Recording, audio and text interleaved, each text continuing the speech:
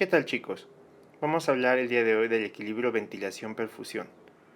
Vamos a empezar hablando un poco de a qué nos referimos cuando usamos el término ventilación. Esto ya lo tocamos un poco cuando hablamos de las propiedades estáticas y dinámicas del pulmón. Aquí les presento una fórmula.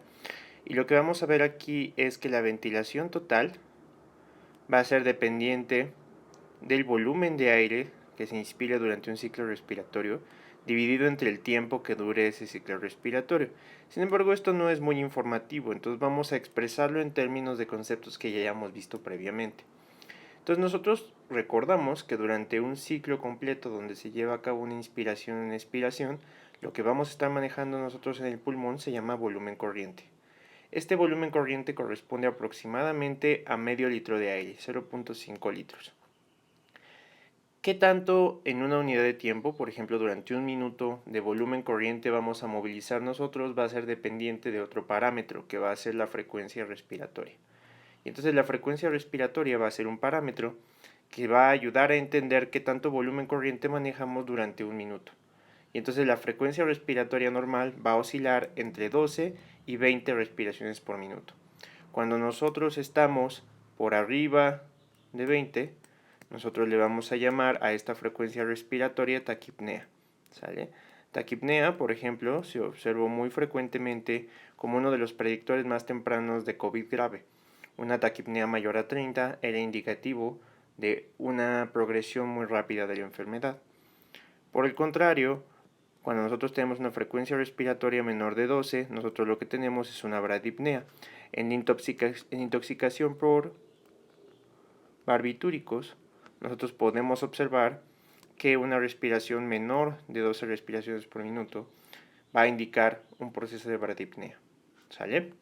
Entonces nosotros podemos tomar y reescribir la ventilación total en términos del volumen corriente y de la frecuencia respiratoria. Entonces ventilación total lo vamos a igualar a volumen corriente por frecuencia respiratoria, y si nosotros tomamos la cota inferior, que es de 12 respiraciones por minuto, y lo multiplicamos por 0.5 litros, vamos a ver que el volumen total durante un minuto va a ser de aproximadamente 6 litros por minuto. ¿Sale? Ahora, cuando nosotros consideramos cómo se distribuye ese volumen en el pulmón, lo que vamos a ver es que nuestro volumen corriente se va a dividir en dos tipos de volumen. Uno que va a corresponder a las vías de conducción. Las vías de conducción corresponden tanto a la tráquea como a los bronquios, y todos los bronquios que no son respiratorios hasta que nosotros llegamos a la porción respiratoria de los bronquios. ¿Sale? Entonces todas estas que nosotros conocemos como vías de conducción son áreas donde no se va a llevar a cabo intercambio gaseoso. Como no se lleva a cabo intercambio gaseoso, nosotros le vamos a llamar a este espacio un espacio muerto anatómico. ¿Sale? Este espacio muerto anatómico de nuestro volumen corriente va a corresponder aproximadamente a 150 mililitros. ¿Sale? Entonces, el medio litro que nosotros inspiramos durante un ciclo respiratorio, nosotros vamos a tener que 150 no va a tener ninguna función respiratoria, y solamente 350 de esos 500 va a llegar directamente a los alvéolos y va a componer la ventilación alveolar.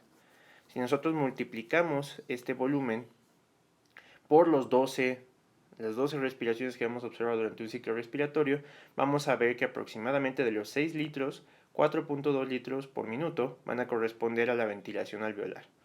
Esta ventilación alveolar posteriormente va a tener una composición particular, y es que cuando se equilibra a través del proceso de difusión, nosotros vamos a observar que esto va a corresponder aproximadamente a 100 milímetros de mercurio de oxígeno y a 40 milímetros de mercurio de CO2.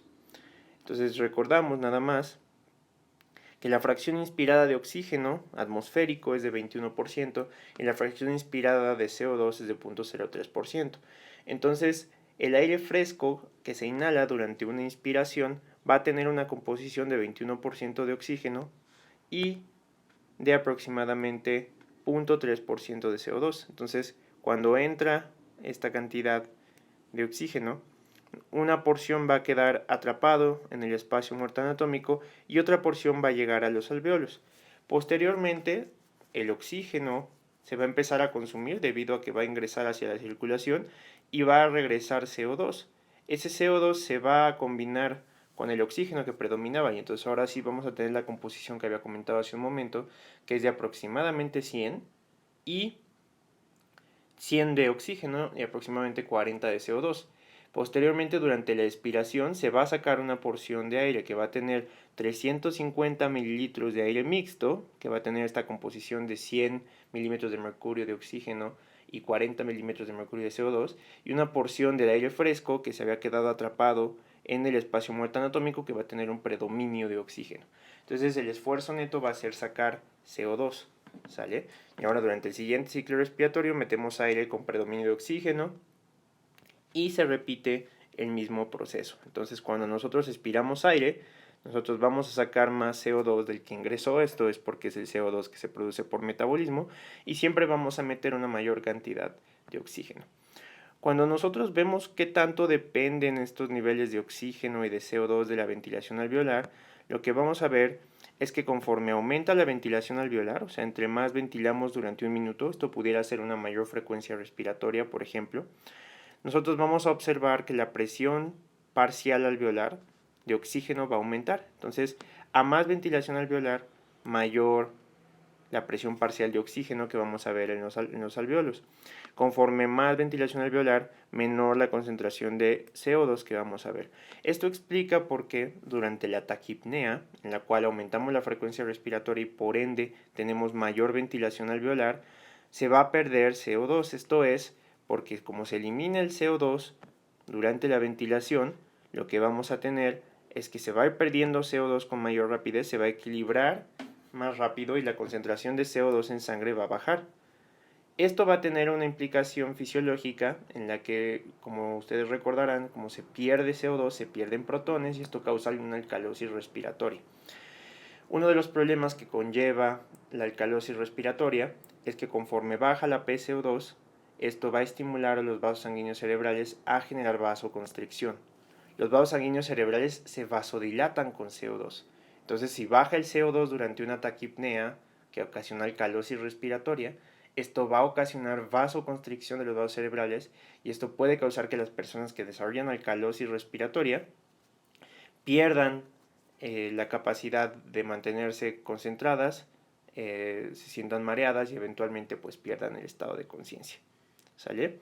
Entonces, otra cosa importante es que el espacio muerto anatómico puede modificarse. Por ejemplo, si van a snorkelear, ese tubo que se agrega tiene que ser un tubo que sea menor a la ventilación corriente, porque ¿qué tal si agregamos 350 mililitros de un tubo de snorkel, por ejemplo? ¿No?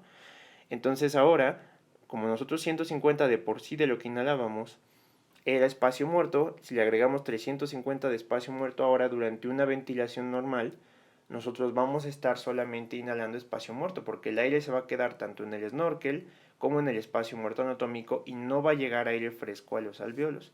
Entonces, esto tiene implicaciones para la fisiología del buceo, pero una de las cosas importantes es que cuando se inhala una cantidad de aire y se tiene un snorkel, lo que tenemos que aumentar de manera muy importante es el volumen corriente y para eso nos va a ayudar mucho la compliancia.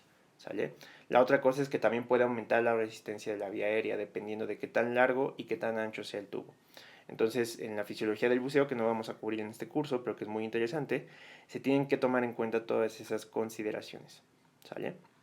Ahora, vamos a pensar, cuando nosotros ya tenemos nuestra unidad alveolar, vamos a platicar cómo el alveolo va a interaccionar directamente con la circulación. Y entonces acá tenemos una caricatura de un alveolo y una caricatura de un vaso, y lo que recordamos de la clase de difusión es que normalmente cuando llega la sangre venosa va a sacar CO2 hacia el alveolo y después de que se equilibra con la atmósfera va a tener un alto contenido de oxígeno y esto va a enriquecer de oxígeno a la sangre. Recordemos que el CO2 y el oxígeno limitan su movimiento a través de la barrera alveolo capilar por difusión, ¿sale? Entonces eso hace que la cantidad de CO2 y la cantidad de oxígeno se limite por qué tanto difunden y no por qué tanto están perfundidos, ¿sale? Sin embargo, la perfusión va a tener un papel importante en equilibrar que la ventilación sea efectiva y que oxigene a la sangre a través de y sature la hemoglobina de manera eficiente para que ésta pueda distribuirse a lo largo del organismo. Entonces, la concentración de oxígeno va a ser baja cuando llega por sangre venosa y cuando sale por el lado arterial va a tener una elevada concentración de oxígeno. Lo opuesto pasa con el CO2, ya vimos cómo pasaba en el alveolo, y entonces va a ser alta en la sangre venosa el CO2 y va a ser baja en la sangre arterial. ¿Sale? Entonces, ahora vamos a estudiar algunas particularidades de la circulación pulmonar, pero antes me gustaría puntualizar un término importante, que es cómo se distribuye la ventilación en los diferentes puntos del pulmón. Entonces, el pulmón va a estar sometido a gravedad, ¿sale?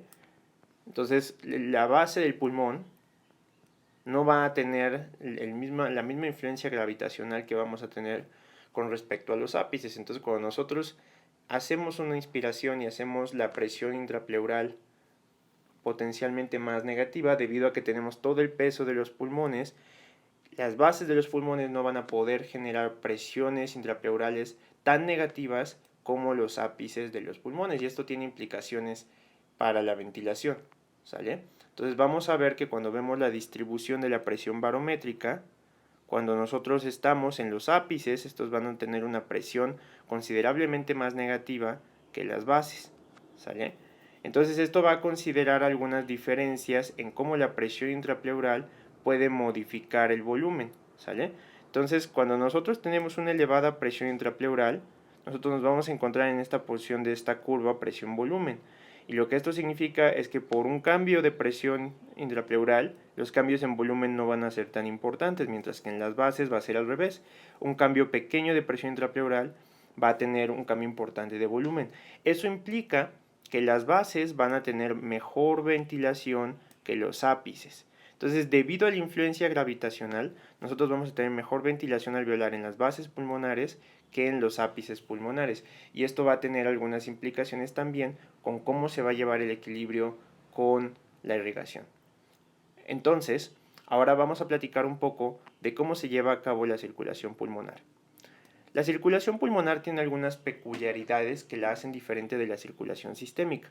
Por un lado, y una de las principales características que la distinguen de la circulación alveolar es que la presión dentro de la arteria pulmonar va a ser significativamente menor que la presión arterial que se maneja durante un ciclo cardíaco en la circulación sistémica. Tanto la presión sistólica como la presión diastólica se van a mantener bajas en la circulación pulmonar. Esto tiene diversos propósitos. Uno de ellos es para que se equilibren las fuerzas de Starling con mucha mayor precisión. Recordar que en las fuerzas de Starling, cuando tenemos mayor presión arterial y por lo tanto mayor presión hidrostática, nosotros vamos a tener un favorecimiento de la filtración. Esto en el pulmón pudiera ser catastrófico porque pudiera llevar a la generación de edema pulmonar, ¿sale? Y entonces en esta tabla nosotros vemos la comparación de cómo se comparan las presiones en la circulación sistémica contra la circulación pulmonar. Lo que vamos a ver es que en la arteria pulmonar la presión arterial media durante un ciclo cardíaco es de 15 milímetros de mercurio, mientras que en la aorta es de 95 milímetros de mercurio. Es una diferencia del orden de 80 milímetros de mercurio. Pero vamos a ver cómo se comporta a lo largo de todo el lecho vascular. Cuando se llega al principio de los capilares, recordamos que en la circulación sistémica, las arteriolas, que son vasos de resistencia, ocasionan una caída importante de la presión capilar, ¿sale? Esto para favorecer que cuando llegue a la porción capilar se favorezca la filtración sin que se dañen los capilares, ¿sale? Y en la circulación pulmonar esta caída es mucho menos drástica, solamente es de 3. De hecho, la contribución de las arteriolas en la circulación pulmonar es significativamente más baja. Conforme transcurre desde el principio hasta el final del capilar, la diferencia va a ser de aproximadamente 3 milímetros de mercurio en la circulación pulmonar contra 20 en la circulación sistémica. Entonces la presión capilar también varía muy poco a lo largo del capilar. Esto también permite que las fuerzas de Starling se mantengan bastante constantes. Cuando se equilibra con el atrio izquierdo, que tiene una presión de 8 milímetros de mercurio, y con el atrio derecho, en el caso de la circulación, que tiene 2, pues entonces, si nosotros consideramos la presión arterial media menos la presión del término de la circulación pulmonar, que es de 8, nosotros vamos a tener una delta P de 7 milímetros de mercurio, bajísima. O sea, la diferencia de presión, que es la que favorece el flujo de la arteria pulmonar, es sumamente baja, mientras que de la circulación sistémica es de aproximadamente 93 milímetros de mercurio, ¿sale? Lo cual condiciona que sean sustancialmente diferentes y que entonces nosotros tengamos una mayor fuerza o una mayor facilidad de movimiento desde la circulación sistémica contra la circulación pulmonar. Pero eso no es lo único. Los vasos de la circulación pulmonar, además, van a tener menor grosor de la pared.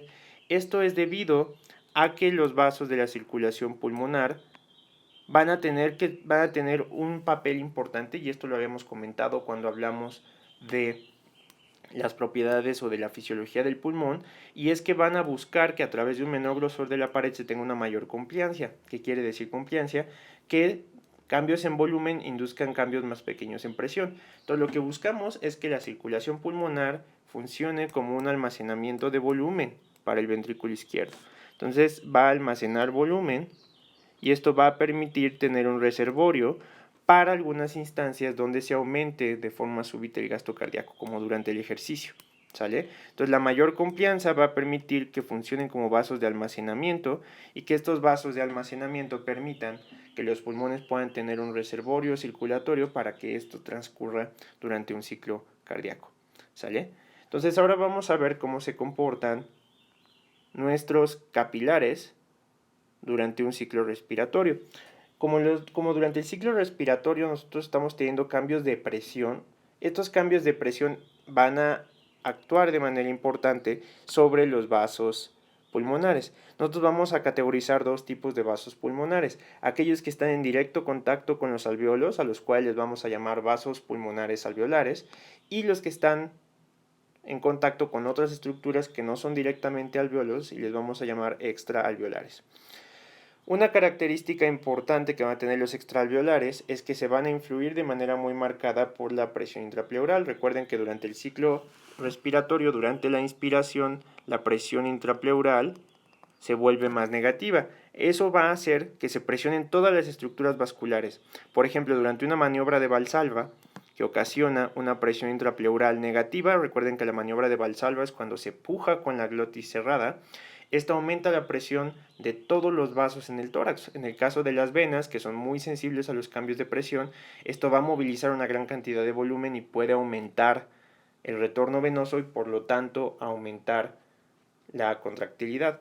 En el caso de los vasos pulmonares, el aumento de la presión intrapleural va a ocasionar que cuando nosotros estamos en una inspiración forzada, o sea, de capacidad residual funcional hacia volumen residual, la presión de los vasos extraalveolares, que es esta línea azul que ustedes observan aquí, va a tener mucha mayor resistencia vascular. Esto es porque como se comprimen los vasos por la mayor presión intrapleural, pues se disminuye el radio. Recordamos la ecuación de Poiseuille, que es la resistencia es inversamente proporcional a la cuarta potencia del radio, y entonces si se reduce el radio, aumenta la resistencia, ¿sale? Entonces, cuando estamos durante inspiración forzada, o sea, por debajo de la capacidad residual funcional, los vasos extraalveolares van a tener mucha resistencia, ¿sale? ¿Qué va a pasar con los vasos alveolares? Los vasos alveolares están en íntimo contacto con los alvéolos. Entonces, durante condiciones estáticas, o sea, cuando la presión alveolar es igual a cero, los alvéolos no van a hacer mucha presión sobre los vasos. Pero ¿qué pasa durante la inspiración? Durante la inspiración nosotros vamos a tener un aumento de la presión alveolar.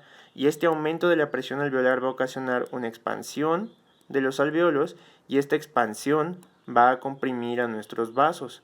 Esta compresión de los vasos dentro de los capilares alveolares va a ocasionar un aumento de resistencia. Aquí en esta línea roja lo que vemos es que cuando estamos en capacidad residual funcional, o sea, cuando estamos después de una inspiración y vamos a una capacidad pulmonar total, conforme aumenta el volumen pulmonar, va a aumentar la resistencia de los vasos alveolares. Entonces, si nosotros sumamos la resistencia de los vasos extraalveolares y la resistencia de los vasos alveolares, vamos a ver que el punto más bajo de resistencia de los capilares pulmonares es en la capacidad residual funcional, o sea, cuando la presión alveolar es igual a cero, ¿sale?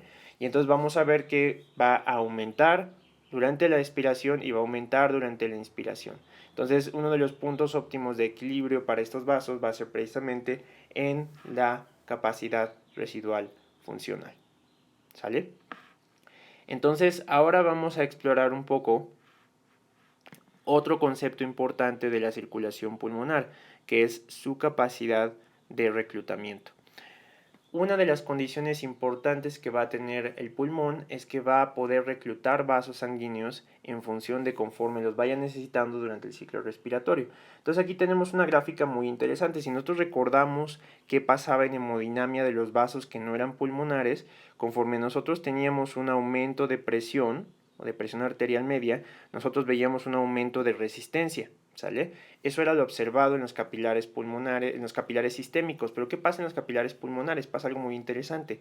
Y es que conforme aumenta la presión arterial media de los capilares pulmonares, la resistencia pulmonar total va a disminuir. Ahora esto va a parecer contraintuitivo. ¿Cómo es que si está aumentando la presión, disminuye la resistencia? ¿No se supone que más o menos iban de la mano? Pues bueno, lo que pasa es que cuando nosotros consideramos a los pulmones, nosotros vamos a tener que, debido a que es un sistema de baja presión, algunas vías de los capilares va a estar abierto bajo esa presión, pero otros van a estar cerrados, ¿sale? Esto es normal, esto es porque no todas las zonas del pulmón se ventilan uniformemente, y ahorita vamos a ver qué implicaciones tiene eso, ni todas se irrigan uniformemente, ¿sale? Entonces algunas van a estar en condiciones fisiológicas cerradas. Esto no es patológico, no implica ninguna alteración. Y entonces, ¿qué pasa si nosotros aumentamos la presión? Si nosotros aumentamos la presión, lo que va a hacer esto es que va a ocasionar que nuestro vaso, que estaba inicialmente colapsado, pase a un estado abierto, porque aumentó la presión, ¿sale? Entonces, en este caso, el aumento de la presión pulmonar lo que va a ocasionar es que se abran más capilares. Entonces, como estábamos viendo en la otra gráfica, que durante el ciclo respiratorio nosotros veamos aumentos de presión, esto va a inducir que se abran más vías de conducción, y que se abran más vías de conducción va a mejorar el flujo, ¿sale? Entonces, aunque está aumentando la presión, está disminuyendo la resistencia porque se están abriendo más vías en paralelo, y por lo tanto esto va a aumentar el flujo. Si aumentamos todavía más la presión, se va a abrir muchísimo más el flujo. Esto es un concepto que ocurre exclusivamente en la circulación pulmonar y que se llama reclutamiento vascular. Y este reclutamiento vascular va a permitir que un aumento en la presión pulmonar, que se pudiera dar, por ejemplo, durante una inspiración, mejore el flujo sanguíneo y que esto equilibre rápidamente con la ventilación alveolar que está ocurriendo, ¿sale? Entonces, si nosotros evaluamos cómo va a cambiar el flujo pulmonar conforme aumenta la circulación arterial, la presión arterial, lo que vemos es que conforme aumenta la presión arterial pulmonar, el flujo pulmonar también va a ir aumentando, ¿sale? Entonces, este aumento del flujo va a ser importante para que se pueda tener una mejor irrigación en los pulmones, ¿sale? Ahora, algo importante y que nosotros necesitamos tratar de comprender de cómo se distribuye nuestra circulación en los pulmones es que, al igual que la ventilación, y ya vimos que por ejemplo la presión intrapleural era muchísimo menos negativa aquí que acá, y eso tiene implicaciones para la compliancia, nosotros también vamos a tener que la presión arterial pulmonar va a ser directamente proporcional también a la altura de los pulmones, ¿sale? Y entonces nosotros vamos a tener que un ejemplo que a mí me gusta poner es el de un tinaco. Acá tenemos nosotros un tinaco y este es un edificio de departamentos, ¿sale? Y si nosotros abrimos nuestra regadera en el edificio de la planta alta que está muy cerca del tinaco, la presión con la que va a salir el agua va a ser muchísimo menor en la planta alta que en la planta baja. Esto es porque tenemos toda esta columna de agua, toda esta columna gravitacional que aumenta la presión y que hace que en la planta baja salga con muchísimo mayor presión. Yo espero que ninguno de ustedes viva en la planta alta, porque es donde sale muchísimo más bajita la presión del agua, y que ustedes puedan recibir toda la presión que se recibe en la planta baja. Esto va a tener implicaciones para la irrigación. La irrigación en fisiología pulmonar, así como la ventilación, se escribe con una B con un puntito, se escribe como Q con un puntito, ¿sale? Entonces, debido a este fenómeno gravitacional, la irrigación también va a ser mucho mejor en las bases de lo que va a ser en los ápices, ¿sale? entonces vamos a tener mejor irrigación y mejor ventilación en las bases y menor irrigación y menor ventilación en los ápices, ¿sale? Pero entonces ahora una pregunta que surge es, ¿los ápices no se ventilan y se irrigan igual? Para ver cómo se equilibra la ventilación y la perfusión, nosotros tenemos que ver esta métrica. Esta métrica es la métrica de ventilación, perfusión o proporción BQ, que ustedes van a ver mucho en neumología y van a ver mucho en medicina crítica y en urgencias. Ahorita en COVID es uno de los términos más importantes que se maneja en urgencias. Esta anotación que había puesto aquí se refería a que conforme aumenta la presión de la arteria pulmonar, hay vasodilatación y eso disminuye la resistencia, ¿sale? Y esto tiene que ver con el fenómeno de reclutamiento. Entonces, ahora me gustaría que tocáramos cómo se lleva a cabo el meollo de la clase, que es el equilibrio ventilación-perfusión, ¿sale? El equilibrio ventilación-perfusión va a tener implicaciones diferentes, ya vimos, ahora que comentamos de este lado, que nuestros pulmones van a estar mejor ventilados en las bases y menos ventilados en el ápice. Y que con respecto a nuestra circulación, nuestros pulmones van a estar mejor perfundidos en las bases y menos perfundidos en los ápices. Y entonces, con base en cómo se regionaliza esta capacidad, vamos a ver nosotros al menos 4 zonas pulmonares. Sin embargo, la zona 1 no ocurre, afortunadamente, de forma fisiológica y nosotros vamos a observar más las zonas 2 a 4. En otros libros pueden encontrar que estas zonas 2 a 4 corresponden a las zonas 1, 2 y 3, ¿sale? Vamos a ver la primera, que es una zona que afortunadamente no ocurre de manera normal en los pulmones. Esto, sin embargo, puede llegar a ocurrir, por ejemplo, si nosotros tuviéramos un choque circulatorio. Ahorita vamos a ver por qué. Entonces, una característica de la zona 1 es que la presión alveolar es mayor que la presión arterial pulmonar y esto es mayor que la presión de la vena pulmonar. Ya vimos que cuando aumenta la presión alveolar, aumenta la resistencia de los vasos. Esto lo tocamos en esta gráfica que nosotros vimos acá abajo. Conforme aumentaba nuestra presión alveolar, esta presión alveolar ocasionaba que se comprimieran los vasos y aumentaba la resistencia de los vasos alveolares. Entonces, cuando nosotros lo vemos en el contexto de la integración de la ventilación y la perfusión, pues esta presión alveolar mayor que la presión capilar va a ocasionar el colapso del capilar. Y este colapso del capilar va a ocasionar mayor resistencia y va a disminuir el flujo. Entonces, en estas condiciones, como hay menos flujo de sangre, no se favorecería el intercambio gaseoso y entonces esta zona 1 no sería fisiológica. Esto puede pasar durante una caída de la presión arterial, ¿sale? Por ejemplo, un choque circulatorio que disminuya de manera muy marcada la cantidad de perfusión pulmonar y por lo tanto la presión arterial pulmonar, eso afecta el intercambio gaseoso, ¿sale? Otra condición donde la presión alveolar pudiera aumentar es, por ejemplo, un paciente que tiene una telectasia. Ya vimos que la telectasia se puede ver debido a un trauma torácico y el trauma torácico hace menos negativa la presión intrapleural, lo que colapsa al pulmón y ocasiona una telectasia.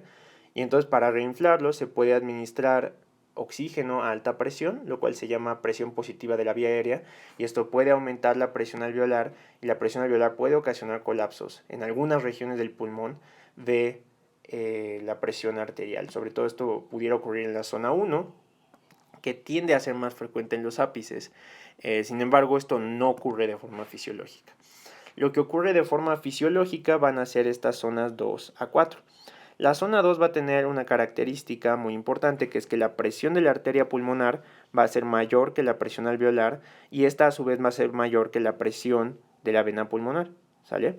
Y entonces lo que vamos a ver nosotros es que nuestra arteria pulmonar va a llegar con una presión un poco mayor, que recordamos en la circulación pulmonar mayor presión, vasodilatación, entonces va a tener mayor vasodilatación que va a superar a la presión alveolar, entonces va a favorecer el intercambio gaseoso y conforme vamos nosotros avanzando, pues va a reducirse esta presión arterial hasta llegar al lado venoso y entonces va a aumentar el flujo, pero eventualmente se va a equilibrar. Conforme nos vamos más abajo en el pulmón, incluso dentro de la misma zona 2, como aumenta la presión hidrostática capilar, esto va a favorecer vasodilatación en un trayecto más grande. Vean, este trayecto contra este trayecto está muchísimo más vasodilatado, ¿sale? Y entonces esto permite que se facilite más el intercambio gaseoso. Entonces, en este punto, nosotros estamos viendo que a pesar de que tenemos una buena perfusión, tendemos a tener mayor ventilación que perfusión a lo largo del capilar, ¿sale? Esto va a implicar que nuestra proporción BQ, vamos a poner el puntito, tienda a ser mayor a 1 en la zona 2.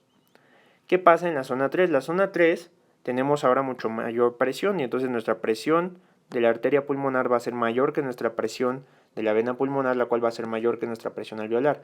Y entonces nosotros tenemos que llega con una alta presión vasodilatación y la vasodilatación se sostiene a lo largo de todo el capilar. Incluso cuando nos vamos más abajo, esto es muchísimo más marcado. Entonces en este punto, la ventilación y la perfusión van a estar en su mejor equilibrio, ¿sale? Como van a estar en su mejor equilibrio, nuestra proporción BQ va a ser de aproximadamente 1. Ahora, cuando nosotros nos vamos todavía más abajo, en las bases pulmonares, lo que nosotros vamos a ver es que en esta porción vamos a tener que las bases están en contacto con capilares extraalveolares. Y aquí se va a influenciar, como habíamos comentado hace un momento, que los capilares extraalveolares se influencian marcadamente por la presión intrapleural y que esto ocasiona el colapso de la presión intrapleural, el colapso de los vasos por aumento de presión intrapleural. Y entonces lo que nosotros vamos a ver en esta zona 4 es que aunque se ve bastante similar en las condiciones, o sea que la presión de la arteria pulmonar es mayor que la venosa y esto es mayor que la alveolar, justo como ocurre en la zona 3, estos cambios de presión intrapleural van a ocasionar que se colapsen nuestros capilares extraalveolares y este colapso de capilares extraalveolares va a disminuir el flujo en esta zona, ¿sale? Entonces eso va a modificar la relación de ventilación y de perfusión. Entonces en esta última zona, como nosotros vamos a tener cambios dentro de nuestra presión intrapleural que puede modificar la forma en que se lleva a cabo la circulación. Sin embargo, en nuestra circulación alveolar es donde tenemos la máxima presión. Nosotros vamos a tener algunos cambios en la proporción BQ que cuando se equilibra de manera completa va a condicionar que nuestra proporción BQ tienda a ser menor de 1. ¿Sale? Entonces, si nosotros equilibramos todas nuestras regiones pulmonares, como están marcadas aquí, en nuestra zona 2, que reitero, algunos libros es la zona 1, le vamos a llamar proporción BQ mayor a 1, o sea, va a estar mejor ventilado que perfundido. En la zona 3 vamos a tener un equilibrio entre el BQ, que va a hacer que la ventilación esté igualada con la perfusión. Y en las bases vamos a tener que nuestro BQ va a tender a ser o va a tender a favorecer muchísimo más una mayor perfusión que una ventilación. Entonces esta va a ser menor a 1. Y cuando promedias esto, en realidad a pesar de que es regionalmente no es uniforme, de manera global es uniforme. Y entonces en condiciones basales la ventilación va a estar igualada con la perfusión. Ahora vamos a ver dos condiciones donde nosotros no vamos a tener igualada la ventilación y la perfusión. Si nosotros tenemos que nuestro alveolo, nuestra unidad alveolo capilar está integrada, pero algo disminuye la ventilación, esto pudiera ser por ejemplo un cuerpo extraño que se aloja en uno de nuestros bronquios o un colapso pulmonar por una telectasia, lo que vamos a tener es que si la irrigación se mantiene normal y constante, vamos a tener 0 de ventilación y entonces nuestra proporción BQ va a ser igual a 0. A este constructo fisiológico donde hay irrigación pero no ventilación se le llama cortocircuito, ¿sale? Esto se llama cortocircuito porque esta porción que no está ventilada va a tener sangre mixta venosa y cuando llega a la porción arterial se va a unir en el ventrículo izquierdo con la sangre arterial y eso va a ocasionar sangre mixta con menos oxigenación y esto corresponde a un cortocircuito. Las cardiopatías congénitas que inducen cortocircuitos son un análogo a este fenómeno, ¿sale? Entonces esto va a ocasionar un desequilibrio BQ donde no vamos a tener ventilación pero sí perfusión. Otro evento va a ser cuando en nuestra unidad alveolo capilar nosotros tengamos buena ventilación, pero no tengamos buena perfusión. Y entonces nuestra unidad ventilación-perfusión, como la perfusión es igual a 0, va a tender a infinito, ¿sale? Recuerden que dividir cualquier cosa entre 0 en matemáticas nos lleva a infinito. Entonces lo que vamos a tener es que está bien ventilado, pero no está bien perfundido. Esto pudiera ocasionarse, por ejemplo, por un choque circulatorio, o también pudiera ocasionarse por una tromboembolia pulmonar, un trombo que esté bloqueando el flujo de la sangre. ¿Qué pasa con esta sangre? Lo que vamos a tener es que como no hay una adecuada perfusión, no vamos a tener que la ventilación alveolar se vuelve eficiente y entonces el aire inspirado va a tener la misma proporción de oxígeno y de CO2 que el aire expirado porque no se está equilibrando, ¿sale? El costo fisiológico de ambas, de una disminución de la ventilación o de una disminución de la perfusión, es acidosis respiratoria, ¿sale? Esto porque en este caso el CO2 no se equilibra y pasa con la sangre venosa, entonces va a tener una mayor concentración de CO2, y esta porque como nosotros tenemos de nuevo una ventilación adecuada, pero una perfusión no adecuada, va a inducir acidosis. ¿Cómo es que nuestros pulmones responden a estos cambios?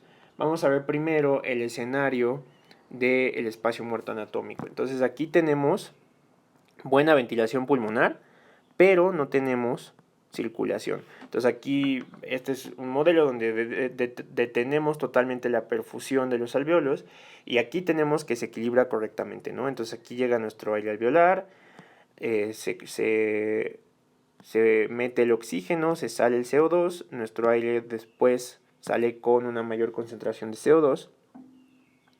Pero del otro lado tenemos como el aire fresco llega con una alta concentración de oxígeno y una baja concentración de CO2, pero nunca se equilibra.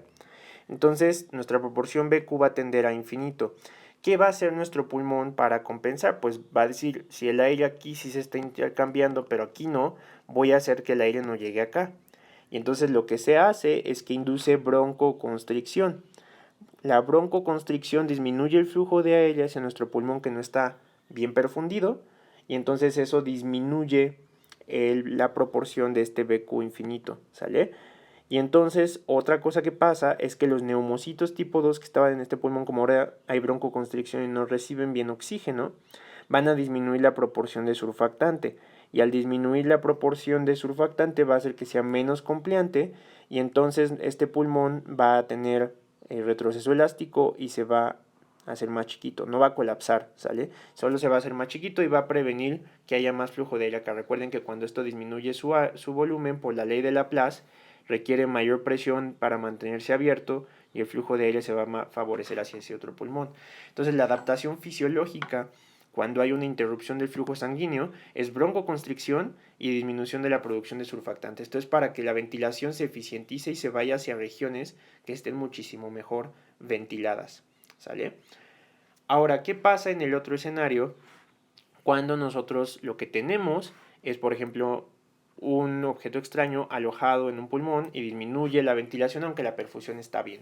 Entonces lo que tenemos es que en este caso, pues inicialmente este pulmón, antes de que se bloqueara, tenía aire alveolar, y entonces este aire alveolar se empieza a equilibrar con el aire o con la composición gaseosa de la sangre, y entonces eventualmente el aire de este pulmón que está colapsado va a adquirir la misma composición de la sangre venosa mixta, ¿sale? Nuestra proporción BQ va a ser igual a 0 porque no va a estar ventilado, pero sí va a estar perfundido, ¿sale? Entonces eso eventualmente va a acumular el CO2 aquí y va a hacer que se genere esta acidosis respiratoria porque se equilibra y entonces hay más CO2 en la sangre, ¿sale? ¿Cuál va a ser la solución que va a tomar nuestro pulmón? Pues bueno, como va a disminuir el oxígeno y va a aumentar el CO2, la disminución de oxígeno va a ocasionar vasoconstricción. Y este fenómeno de vasoconstricción se va a llamar vasoconstricción hipóxica, ¿sale? Esto es único de la circulación pulmonar. Ahorita vamos a ver cómo otras circulaciones también tienen propiedades únicas.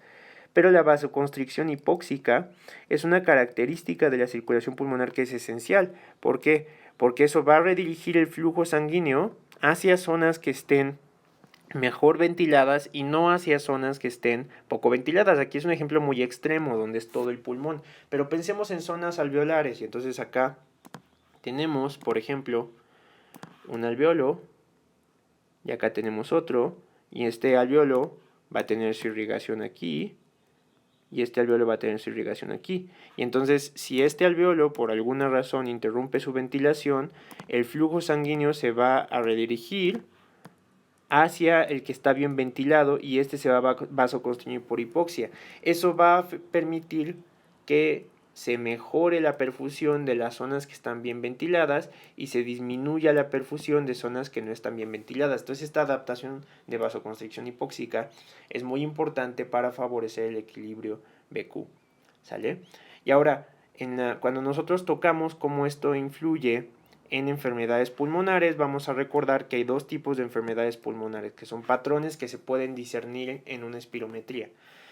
Cuando lo que se afecta son las propiedades estáticas del pulmón, o sea, la compliancia pulmonar, que es cuando no hay flujo de aire, nosotros estamos hablando de una enfermedad restrictiva. El ejemplo más clásico o el prototipo de una enfermedad restrictiva es la fibrosis pulmonar. Entonces, aquí en la fibrosis pulmonar lo que vemos es una reducción de la compliancia, el volumen se reduce casi a la mitad, y como se reduce la compliancia, el volumen del pulmón va a estar reducido durante todo el ciclo respiratorio. ¿Sale? Entonces no vamos a tener cambios importantes en volumen. ¿Qué pasa cuando nosotros tenemos una enfermedad que no afecta propiedades estáticas, sino propiedades dinámicas? Las propiedades dinámicas del pulmón, recuerden, van a hacer que se prolongue, que se llegue a nuestro volumen pulmonar total porque hay mayor resistencia. Entonces, como hay resistencia al flujo de aire, en este caso un paciente con asma, un paciente con EPOC, va a tardar muchísimo más en llegar al volumen pulmonar normal a lo largo del ciclo respiratorio. Entonces esto va a tener implicaciones para la proporción BQ. En estos casos, en los dos, la ventilación va a estar afectada, y como va a estar afectada va a haber alteraciones, sobre todo en la B de la proporción BQ. ¿Sale? Y ahora ya nada más para concluir, vamos a hablar, de hecho nada más antes de que pasemos a eso, voy a hablar de algunos factores que modifican la resistencia vascular pulmonar. Y entonces aquí tenemos de manera muy importante que la vasoconstricción hipóxica es uno de los principales factores, en mucho menor medida. Cuando se empieza a acumular CO2 y baja el pH, esto va a inducir que también haya vasoconstricción hipóxica, sin embargo va a ser muchísimo más marcada con la disminución de oxígeno. Y algunos otros factores como la histamina, como las prostaglandinas, los tromboxanos, y en mucho menor medida, de hecho la circulación pulmonar es un poco insensible al sistema nervioso autónomo, no va a ocurrir de forma importante. Un ejemplo que es importante recordar de la circulación pulmonar es el óxido nítrico, y es que el óxido nítrico induce vasodilatación pulmonar. En los pacientes que tienen hipertensión arterial pulmonar, esto es, que sus pulmones aumentan de manera sostenida por arriba de 20 milímetros de mercurio, su circulación arterial pulmonar, van a tener hipertensión arterial pulmonar. Como ya vimos, esto puede ser bueno cuando es bajo porque mejora el reclutamiento, pero es malo cuando es alto porque va a ocasionar un fenómeno donde la presión arterial va a ser muchísimo más alta que la presión alveolar, y entonces esto eventualmente va a ocasionar el colapso de algunas regiones donde no se va a favorecer el intercambio gaseoso. Entonces eso no es bueno porque eventualmente va a llevar a hipoxia, ¿sale? Entonces quienes tienen hipertensión arterial pulmonar, de hecho esta enfermedad es degenerativa, generalmente tienen un pronóstico muy malo y mueren a los 2 años. El tratamiento que se les daba antes a estos pacientes que tienen hipertensión arterial pulmonar es que se les daba Viagra, ¿sale? Y entonces el Viagra tiene un papel importante que se llama sildenafil en genérico, pero todos lo conocen por Viagra. Entonces el sildenafil es un inhibidor de la fosfodiesterasa 5, y entonces la fosfodiesterasa 5 en condiciones normales inhibe la producción de óxido nítrico, y entonces cuando lo inhibes hay más óxido nítrico. Entonces el sildenafil o Viagra fue originalmente desarrollado para el tratamiento de la hipertensión arterial pulmonar, y el efecto adverso que se notó fue que ocasionaba erecciones sostenidas, y entonces lo que se hizo es que se reposicionó ese fármaco, originalmente desarrollado para hipertensión arterial pulmonar, para utilizarse como un agente que promoviera erecciones. Y entonces vamos a terminar nada más hablando de circulaciones especiales. Ya vimos que la circulación pulmonar es una circulación especial en sí misma. Algunas otras circulaciones van a tener algunas propiedades importantes. Por ejemplo, la circulación coronaria. La circulación coronaria se afecta por el ciclo cardíaco. Entonces, durante la sístole, la circulación coronaria va a estar comprimida y durante la diástole va a estar abierta. ¿Qué pasa si nuestro corazón empieza a latir más? O sea, tiene inotropismo positivo. Va a demandar más oxígeno. Como va a demandar más oxígeno, esto va a requerir más irrigación coronaria. Entonces, el aumento de la demanda de oxígeno va a ocasionar vasodilatación. Y entonces los dos principales estímulos que favorecen vasodilatación coronaria va a ser la adenosina y la disminución de oxígeno. A esto se le llama hiperemia activa, o sea que aumenta el flujo cuando aumenta la demanda metabólica. Existe otro tipo de hiperemia, que es la hiperemia reactiva. La hiperemia reactiva ocurre cuando algo disminuye el flujo. Entonces ya habíamos hablado que en la sístole, como se comprime el miocardio, disminuye el flujo coronario. Entonces, como disminuye el flujo coronario durante la sístole, durante la diástole va a haber vasodilatación. Y entonces la circulación coronaria es un caso especial de la circulación porque la mayor parte de los lechos vasculares tienen mejor flujo sanguíneo durante la sístole porque es cuando hay mayor presión, excepto la circulación coronaria que va a irrigar al miocardio durante la diástole. ¿Sale? Entonces esta es una propiedad muy importante de la circulación coronaria, que su hiperemia reactiva ocurre durante la diástole. Algunas otras propiedades especiales de la circulación, ya hablamos de la cerebral, y es que el CO2 induce vasodilatación. Entonces, condiciones como la alcalosis respiratoria que bajan el CO2 disminuyen este estímulo de vasodilatación, causan vasoconstricción y puede ocasionar disminución del flujo sanguíneo cerebral y por lo tanto pérdida del estado de conciencia. Otro tipo de circulación que también tiene propiedades especiales es la circulación muscular. La circulación muscular, a diferencia de muchos otros vasos, tiene una alta densidad de receptores de tipo beta 2 y los beta 2 cuando los inerva la división simpática del sistema nervioso autónomo inducen vasodilatación. Entonces durante una respuesta de huida el sistema muscular a través del receptor beta 2 tiene vasodilatación, lo cual aumenta el flujo y este aumento de flujo va a permitir que los músculos reciban más sangre para que te puedas echar a correr cuando estás en tu respuesta de huida. Finalmente, lo que vamos a ver es que la piel solamente va a tener inervación simpática. La inervación simpática de la piel va a favorecer vasoconstricción, por eso cuando alguien tiene una respuesta de huida tiende a tener los tegumentos pálidos, porque la vasoconstricción disminuye la exposición. Recuerden que la piel está en íntimo contacto con el medio ambiente y la única razón por la que la circulación de la piel es muy abundante también es para favorecer equilibrio térmico. Entonces cuando hay vasoconstricción, pues se va a redirigir el flujo sanguíneo, se pone uno frío, y eso también disminuye la demanda de oxígeno, y esa disminución de la demanda de oxígeno eventualmente dice la piel, oye, yo también quiero oxígeno, induce por hiperemia reactiva vasodilatación, ¿sale? Entonces es normal que después de un periodo de vasoconstricción, que los tegumentos se ponen pálidos, venga un periodo de vasodilatación donde después se pongan muy anchos. Y entonces con esto cubrimos todos los términos que van relacionados a la circulación pulmonar, a las particularidades de la circulación pulmonar y cómo éstas se llevan en equilibrio con el proceso de ventilación pulmonar.